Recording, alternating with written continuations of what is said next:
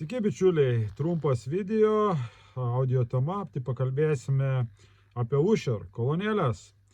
Tai pardavinėjau, kas matėte savo Usher kolonėlės CP 6381, atsirado pirkėjas iš draugų, tikrai sulaukęs skelbimas didžiulio susidomėjimo, na ir šios kolonėlės yra parduotos. Tai būtent pasidalinsiu dabar savo apmąstymais, kodėl jas pardaviau. Tai šias kolonėlės pardaviau todėl, kad mano salionas akustiškai yra prastas kambarys. Tikrai nutariau, kad nežadu perdarinėti bendro šeimos gyvenamo ploto, investuoti į kolonėlės, kurios visi neužgros blogai akustiškai paruoštame kambaryje. Tai priėmiau tokį sprendimą, kad jas parduoti, nes į šias dirbtuves atsinešti šias kolonėlės pasiklausyti, yra irgi prabanga, nes kolonėlė viena sveria 63 kg, nesinorėjo nudaužyti ir taip toliau.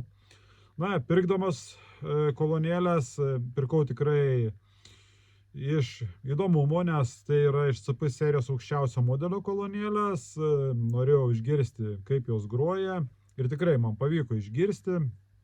Tikrai šios kolonėlės pasižymėjo, kad tikrai labai žemai atkuria žemą dažnį, bet mano kambarys, kadangi prastas, kur aš planavau jas klausytis, tai tikrai buvo labai daug rezonansų, problemų ir jų man nepavyko išspręsti. Dėl to pagalvojau, kad kažkurių vienų kolonėlių reikėtų kaip ir atsisakyti, nes planuoju įrenginėti studiją, tai buvo pasirinkta, kad parduosiu Usher.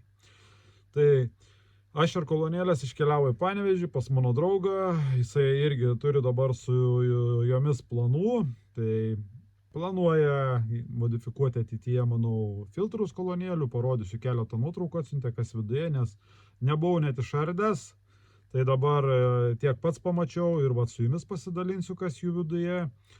Tai bus labai smalsu, kai jisai jas pasistatys savo patalpoje, užmodifikuos, kažkada nuvažiuosime, nufilmuosime, manau, dar vieną video apie šias kolonėlės.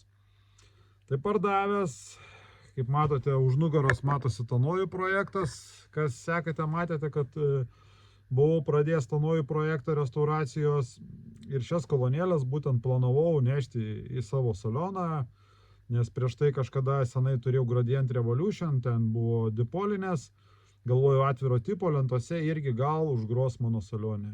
Ir žinokit, turiu pasidalinti su jumis tokią nuomonę, kad nė velnio jos neužgrojo.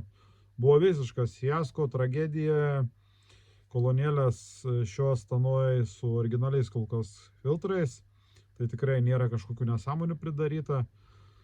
Kaip gerai ir magiškai groja šioje patalpoje, tai taip blogai ir visiškai įkyriai groja mano namuose. Tai išvadas padariau, parsitempiau savo tašybas, klausau dabar ir toliau kaifuoju. Nes tašybos ir geras jautrumas, ir labai muzikalios, ir uždaro tipo, ir nėra jokių baubimų.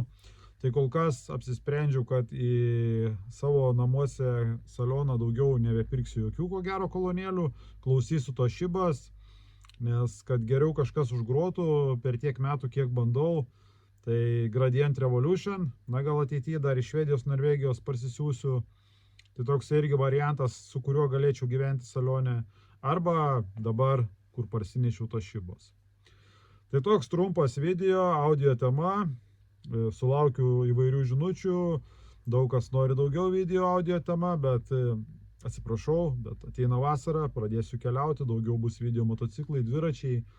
Kitos temos, dabar konstruosiu elektrinį motociklą, tai bus visai kitokio turinio, bet rudeniop pradėsim vėl naują sezoną, sugalvosiu scenarijus, kažkokį projektą vėl imsim, vykdysim, tai pailsėkit, sekit, pabūkit su manim, pastebėkit kitus mano hobius. Ir rudeniop vėl sugrįšim. Aišku, per vasarą bus ir audio aparatūros temų, tik tai tiek, kad jų bus mažiau. Tai kam patiko šis video, nepamirškit paspausti like, parašyti komentarą, o dabar iki pasimatymų.